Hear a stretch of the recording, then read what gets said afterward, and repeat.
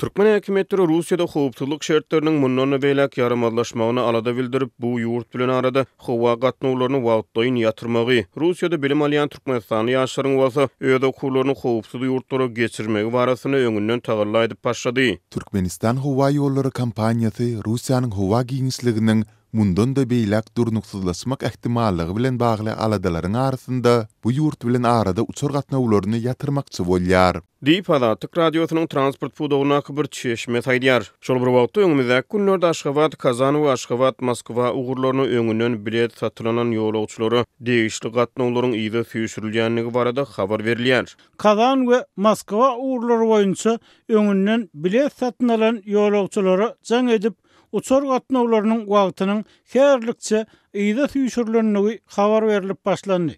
Diýip bir ýolagçy Azatlyk radiosynyň habarçysyna gurrun berdi. Transport pudawyna çeşmämiziň sözlerine görä häkimetler bu çäreleri Russiýanyň howa giňişliginiň durnuksuzlaşmagy bilen bagly howa tyrlanmalary bilen düşündirýärler. Bu aralykda Gunumatar Balkan welaýatyna yerli häkimetler Russiýanyň ýokary hujaýlaryna bilim alýan talipleriň howsarlary bilen ýygnaklary geçirip olaryň okullaryny howpsuz ýurtlara geçirmeklerini maslahat berip başladylar. Şeýle ýygnaklar howpsuzlyk edaralarynyň we migrasiýa gullugynyň işgärleriniň hemde häkimlik wekilleriniň gatnaşmagyny 13 martda Balkanawat we Türkmenmaş şäherlerine geçirildi. Yerli häkimetler öýlen saat 5 töwereklerinde taliplaryň howsarlary bilen ýygnak geçirip Russiýa bilen Ukrainanyň arasyndaky çaknyşyň hasty çylsyrymlaşmak ähtimallygy barada duýdurys berdiler we şol sebäpden Russiýada bilim alýan taliplaryň ýokary okuwlaryny howpsuz ýurtlara geçirmegi maslahat berdiler. Diýip ýygnaga gatnaşan bir yerli ýaşaýjy Azatlyk radiosynyň habarçysyna gurrun berdi. Şeýle ýygnaklarda Russiýanyň prezidenti Vladimir Putiniň ýaňy ýakynda geçiren media çykyşlarynyň birine ýadro ýaraglaryny ulanmak barada atan haýwatlaryna da salgylanyldy. Bu uruşun hasy çylsyrymlaşykdy barada aladalar beýan edildi.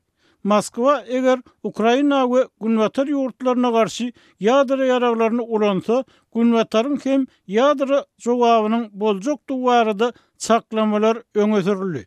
Şeýle ýagda ýüze çykan halatyna biziň Russiýadaky raýatlarymyzyň jan saglygyny howp awanmagyndan gorkulýar. Diýip ýygnaga gatnaşan bir Balkanly ýaşaýjy Azatlyk radiosynyň habarçysyna gurrun berdi. Vladimir Putin Russiýada 17 martda geçirilýän prezident saýlawlarynyň öňe süýreşine döwlet heçligine Rus media feriştelerine beren interwýusyna Russiýanyň öýde ýarlylygy howp astyna düşen halatyna öýdüniň ýadro ýaraglaryny ulanmaga taýýardygy barada ýene bir gezek duýduruş berdi. Bu haýwatlar Türkmenistany hem alжyranlyga we howa tyrlanmalara ýol açdy. Türkmenistan howa ýolları kampaniýasynyň Russiýa bilen arada uçur gatnawlaryny wagtdaýyn ýatyrmak meýilnamalary we yerli häkimetleriň Russiýadaky raýatlaryň howpsuzlygy boýunça ila tarasyny alyp barýan gurrundaşlykları Rus prezidenti Vladimir Putiniň ýadro ýaraglarynyň peýdalanmak barada atan haýwatlarynyň ýygyanyna we Russiýada geçiriljek prezident saýlawlarynyň öňe süýresine gabat gelýär. Türkmenistan Russiýanyň Ukrainadaky çodurşuny başyndan bäri bitarap çemeleşdi. Ne çodurşu ýadgyrdy, ne de Ukraina goldaw beýan etdi. Şol bir wagtda Azatlygyň habarçylary mundan adaly ýurtda Russiýanyň agressiv hereketleri boýunça Rus propagandasyna eýerilýänligi barada habar berdiler. Mekteplerde Rus telewizionesine tomoşa edilmeginiň mugallimler tarapyndan maslahat berilen halatlary boldy. Şeýle-de Russiýa bilen Ukrainanyň arasyna uruşyň Rus meýilli şöhrelendirilmegine, Moskwanyň nukta nazaryndan çemeleşilmegine ýykyn edildi. Azatlyk radiosy Russiýa bilen arada uçur gatnawlarynyň ýatyrylmagy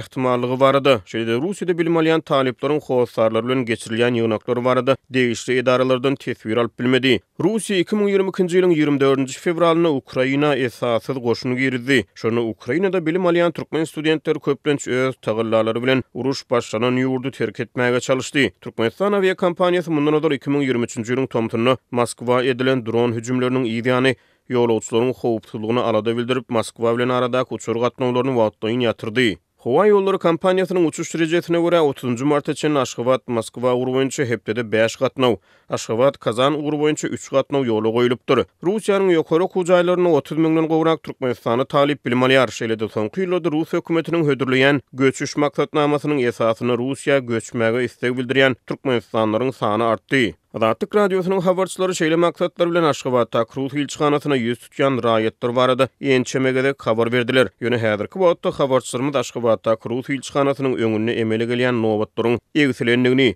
ýüz tutmalaryň kemelendigini habar berýärler.